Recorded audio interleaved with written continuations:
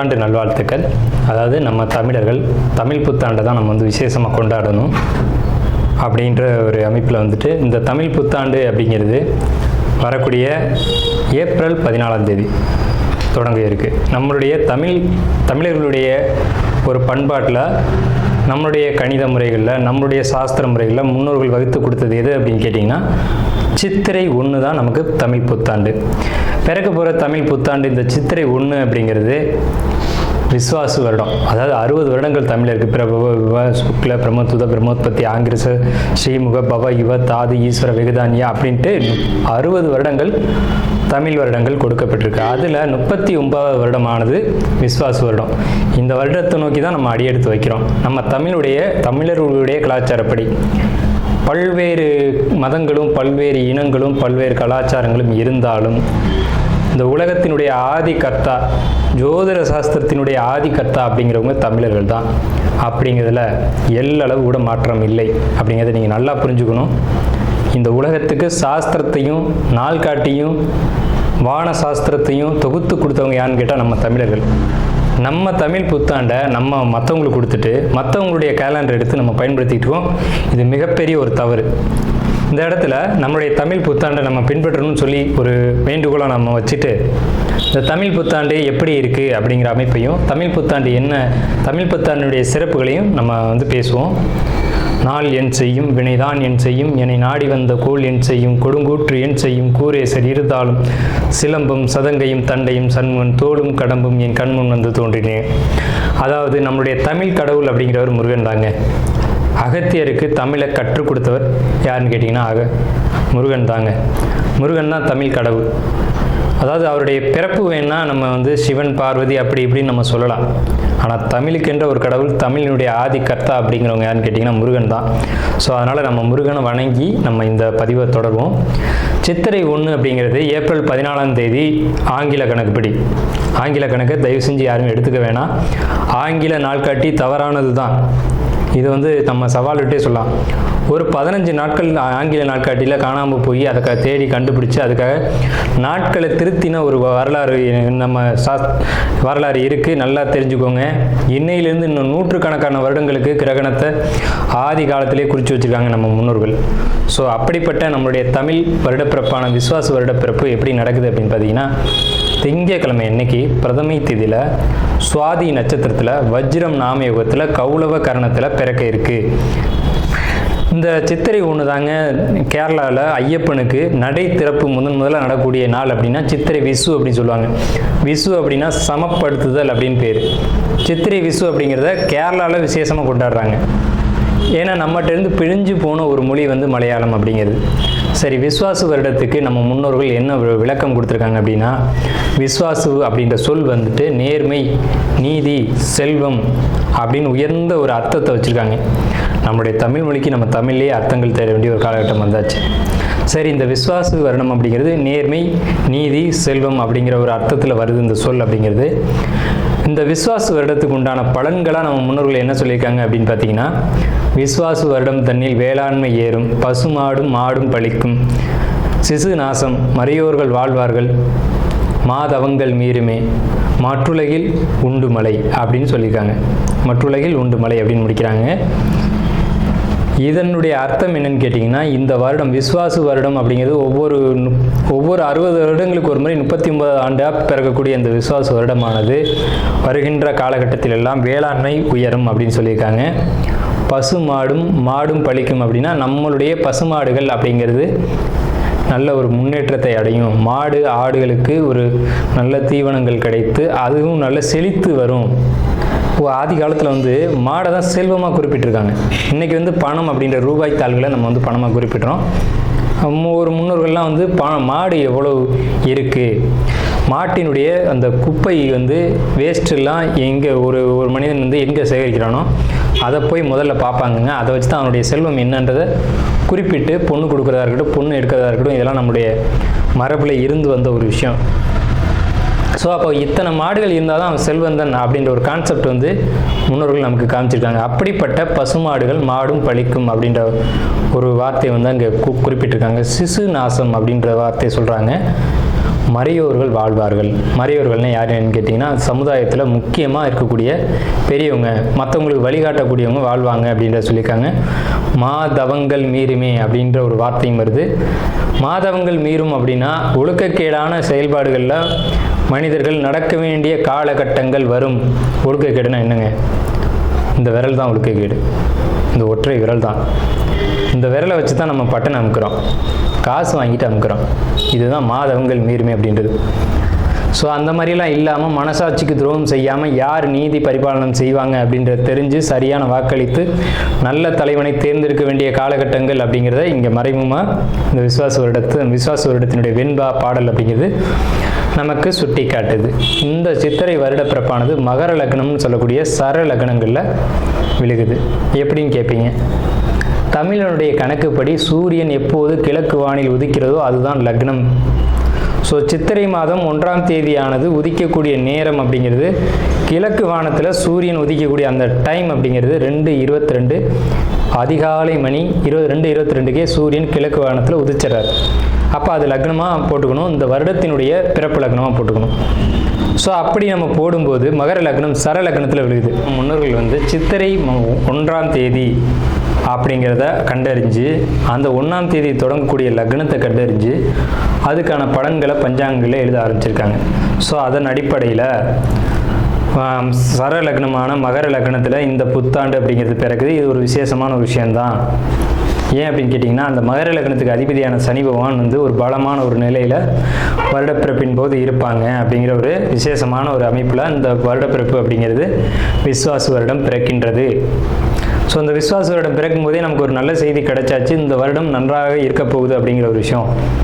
சரி, இதை சித்திரை மாதம் தான் நீங்கள் தமிழருடைய கலாச்சாரம் அப்படின்னு சொல்லிங்களே, இதுக்கு ஏதாவது ஆதாரம் இருக்கா அப்படின்னு கேட்டிங்கன்னா கண்டிப்பாக இருக்கிறது. புறநானூறு அப்படின்ற ஒரு தமிழ் இலக்கியம் இருக்குது. அதில் போய் தேடி பார்த்தீங்க அப்படின்னா தலைநாள் பூத்த பொன் இணர் வேங்கை அப்படின்ற சொல்லும், கனிவேங்கை நன்னாளே நாடி மலர்தலால் அப்படின்ற வார்த்தை வரும். அதாவது சித்திரை மாதத்தில் பூக்கள் அதிகமாக பூத்து குலுங்கும். அதனால தலைநாள் அப்படின்ற சொல்ல யூஸ் பண்ணுறாங்க. தலைநாள்னா முதல் மாதம் அப்படின்னு, தலை மாதம் கடை மாதம் அப்படின்னு பிரிக்கிறாங்க. கனிவேங்கை நாடி மலர்தலால், கனிவேங்கை நல்லான் நாடி மலர்தலால், அந்த பூக்கள் பூக்கிறதுனால அந்த கனிவேங்கை மாதம் அப்படிங்கிறதையும் தலைநாள் பூத்த பொன் இணர் வேங்கை அப்படின்ற சொல்லும் புறநானூறு அப்படின்ற இலக்கியத்தில் தமிழ் மாதம் முதல் மாதம் சித்திரை மாதம்ன்ற குறிப்பீடு அங்கே இருக்குது. சரிங்களா? வண்ண மலர்கள் பூத்து குலுங்கக்கூடிய ஒரு பொன்னான மலர்கள், பொன் போன்ற மலர்கள். இன்றைக்கும் கேரளாவில் ஒரு மஞ்சள் நிறத்தில் தங்க நிறத்தில் பூக்கக்கூடிய பூக்களை பறித்து அவங்க விசேஷத்துக்கு சித்திரை 1 அன்னைக்கு கொண்டாடுறாங்க. அவங்க தமிழ் பண்பாடை பின்பற்றுறாங்க அப்படின்றத இதை நீங்கள் தெரிஞ்சுக்கலாம். சரிங்களா? இப்போ இந்த சித்திரைக்கு அதிதேவதை யாருன்னு கேட்டிங்கன்னா மகாவிஷ்ணு. மகாவிஷ்ணு தான் காக்கக்கூடிய கடவுள் அப்படின்னு சொல்கிறாங்க. மகாவிஷ்ணு எங்கும் நிறைந்தவர் அப்படின்னு சொல்கிறாங்க. சரிங்க சார், சித்திரை மாதம் விசேஷங்களை கொண்டாடலாமா அப்படின்ற ஒரு கேள்வி வரும். 100க்கு 100% கொண்டாடலாம். ஏன்னு கேளுங்க. இதுக்கு உதாரணம் ராமர் தான். ராமர் பட்டாபிஷேகம் ஏற்ற மாதம் எதுன்னு கேட்டிங்கன்னா சித்திரை மாதங்க. அப்போது விலக்கப்பட்ட மாதங்கள் அல்ல, இது விசேஷத்துக்கு ஏற்றுக்கொள்ளப்பட்ட மாதம் எதுன்னு கேட்டிங்கன்னா சித்திரை மாதம்தான். பகவத்கீதையிலே ஒரு வார்த்தை வருது, ருதுக்களில் நான் வசந்த ருதுவாக இருக்கிறேன் அப்படின்னு கிருஷ்ணன் சொல்கிறார். நம்மளுடைய வாக்கியம்ல, இது பகவானுடைய சொல். அப்போ வசந்த ருது அப்படின்றது எதுன்னு கேட்டிங்கன்னா சித்திரை 1 தான் வசந்த ருதுவினுடைய தொடக்கம். வசந்த காலம் அப்படிங்கிறது வெயில் காலம் அப்படின்னு தான் பேர், கோடை காலம் அப்படின்னு பேர். வசந்த காலமானது சித்திரை வைகாசி, இந்த 2 மாதத்தையும் வசந்த காலம் அப்படின்னு குறிப்பிடுறாங்க சமஸ்கிருதத்தில். அப்போ இந்த வசந்த காலம் எனக்கு பிடித்த ருது அப்படின்னு சொல்கிறாரு கிருஷ்ணர். ஸோ ராமர் பட்டாபிஷேகம் ஏற்றுக்கிட்ட நாட்கள் எது அப்படின்னு கேட்டிங்கன்னா சித்திரை மாதம். அப்போ சித்திரை மாதம் புது வீடு வாங்கலாம், புது வீடுக்கு கிரகப்பிரவேசம் பண்ணலாம், புது மனை எழுப்பலாம், மனை சம்பந்தப்பட்ட விஷயங்கள், மங்கள காரியங்கள், இது எல்லாம். பூரட்டாதி நட்சத்திரக்காரங்களுக்கு விஸ்வாச ஆண்டு எப்படி இருக்கும் அப்படின்னு பார்த்தீங்கன்னா சிறப்பான ஆண்டு. மன அழுத்தங்கள் இருக்க தான் செய்யும், அதை ஒதுக்கி வைங்க. என்னெல்லாம் கிடைக்க போகுது?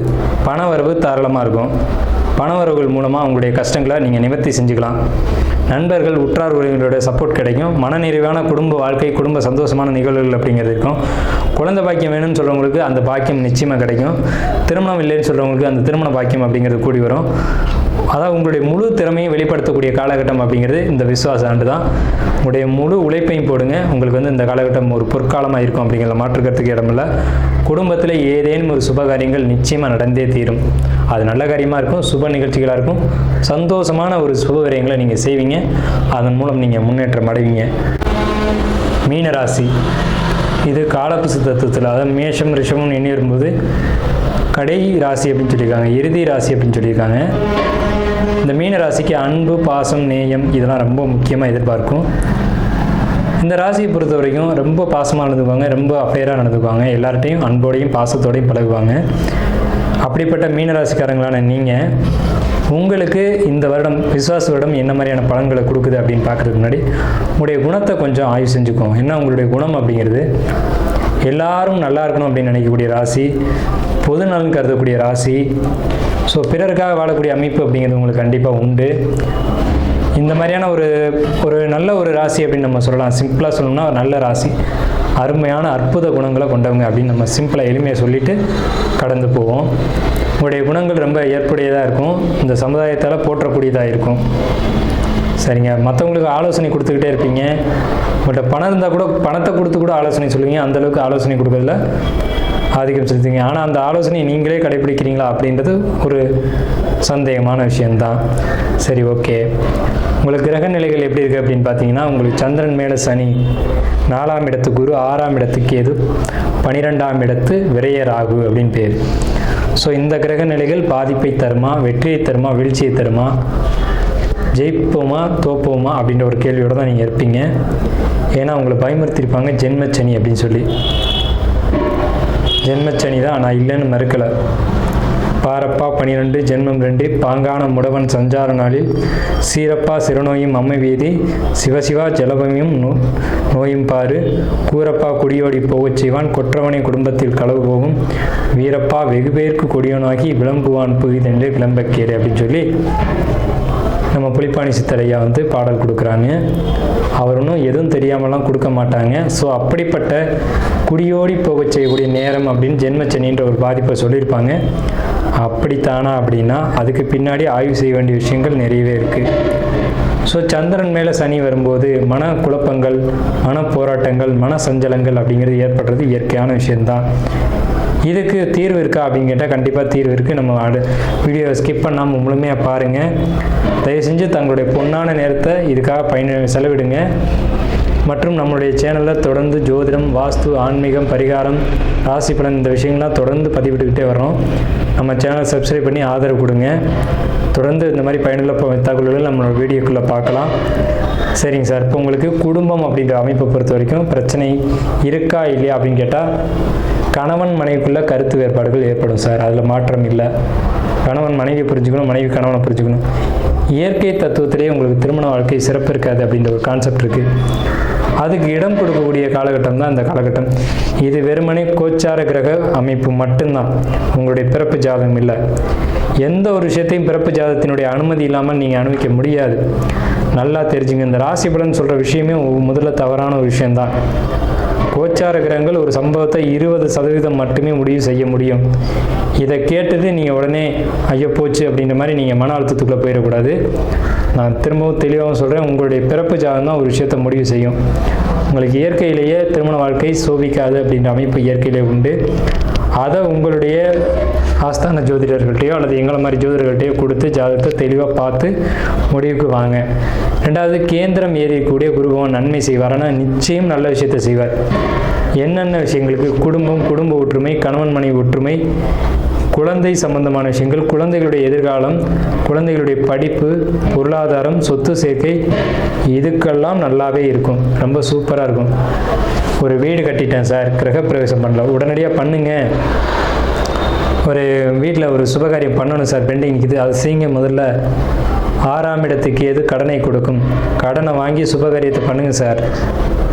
இல்லை சார், நான் எல்லா சுபகாரியமும் முடிச்சிட்டேன் சார், இப்போ என்னால் எதுவுமே செய்ய முடியாதுன்னா ஒரு 10 பேருக்கு சாப்பாடு கொடுங்க. 10 பேரை கூப்பிட்டு வீட்லேயோ அல்லது ஒரு ஆலயங்களுக்கோ போய் முகம் சுளிக்காமல் சாப்பாடு போடணும். வீட்டுக்கு அழைச்சி சாப்பாடு போடுறீங்கன்னா கணவன் மனைவி சேர்ந்து உபசரித்து அவங்கள அனுப்பிச்சி விடணும். அவங்களுக்கான மதிப்பு மரியாதைகளை கொடுத்து உபசரிக்கணும். அதாவது மக்கள் சந்தோஷப்பட்டாலே இறைவன் சந்தோஷப்படுவான்றது விதி. அந்த மாதிரியான சம்பவங்களை நீங்கள் நடத்துங்க, ஜென்மச்சனியெல்லாம் பாதிக்காது. இதுதான் உண்மை. உங்களுக்கு 8ஆம் இடத்த குருபவன், 10ஆம் இடத்த குருபவன், 12ஆம் இடத்த குருபவன் ஒரு சேர பார்க்குறாங்க. 8, 10, 12 பாவங்கள் திடீர் அதிர்ஷ்டத்தையும் தொழில் வளர்ச்சியும் தொழில் வெற்றியும் நீண்டகால முதலீடுகளையும் சொல்லுது. ஆனால் இந்த நேரம் நீண்டகால முதலீடுகள் எதுவும் போட வேண்டாம். அதே சமயத்தில் பழைய தொழில் பண்ணிகிட்டு இருக்கீங்கன்னா அது நஷ்டத்தில் போகுதுனாலும் பரவாயில்ல, பொறுமையாக அந்த தொழிலை விட்டுறாமல் கடைப்பிடிங்க. அது மட்டும் தான் நீங்கள் செய்யணும். தொழிலை மட்டும் விட்டுறாதீங்க. தொழிலை கொஞ்சம் தொய்வு வருந்தான், நஷ்டம் வருந்தான், இல்லைன்னு நான் சொல்ல, லாபம் வருதுன்னு நான் சொல்லலை. நஷ்டத்தை பெரிய அளவில் விரிவுபடுத்தாமல் ஓரளவுக்கு அப்படியே ஓட்டுங்க. ஆடம்பரமான விஷயங்கள், அலங்காரமான விஷயங்களுக்கு முக்கியத்துவம் கொடுக்காதீங்க.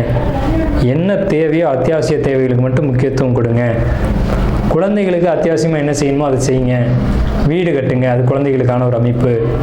குழந்தைங்களுக்கு திருமணம் செய்யறதுக்கு ஏற்பாடு செய்யுங்க. இப்போ வயசு வந்த பிள்ளைங்க இருக்காங்க, 25 வயசு அப்படின்னா அந்த பையனோ பொண்ணோ ஒரு மேட்ரிமோனியில் போய் அதை பதிவு பண்ணி வைங்க. முதல்ல பையன் நம்ம நல்லா அழகாக ஒரு முடி வெட்டிட்டு நல்லா நீட்டாக வந்து முகம்லாம் ரெடி பண்ணிவிட்டு ஒரு ஃபோட்டோ போய் எடுத்துகிட்டு வாங்கன்னு சொல்லி மேட்ரிமோனியில் பதிவு பண்ணி வைங்க.